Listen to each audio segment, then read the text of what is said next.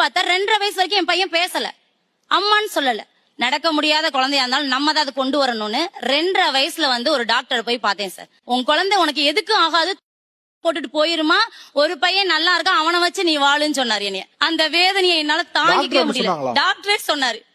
ஆனா என்னோட வைராகியமும் என்னோட தைரியமும் என் பையனை கையில நான் எடுத்துக்கிட்டேன். மதுரைக்கு போனேன்.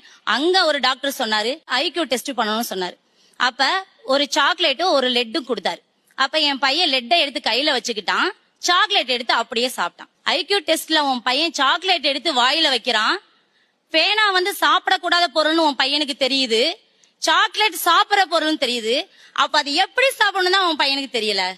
அப்ப நீ என்ன செய்யணும், அந்த சாக்லேட்டை பிரிச்சு சாப்பிட வச்சு பழக்கணும். அவர் சொன்ன ஒரே வேர்டு அது மட்டும்தான். 5 வருஷத்துல 28 நாள் உயிர் போக நிலையில இருந்த ஒரு குழந்தைய நான் சமைச்சு கொஞ்சம் கொஞ்சமா சொன்னாங்களே, கருப்பு கவுனி அரிசி, வரகு அரிசி கஞ்சி வச்சு கொடுத்தேன் சார். அரிசி கஞ்சி உள்ள போகாது, பாலா அடிச்சு சங்குல கொடுத்தேன்.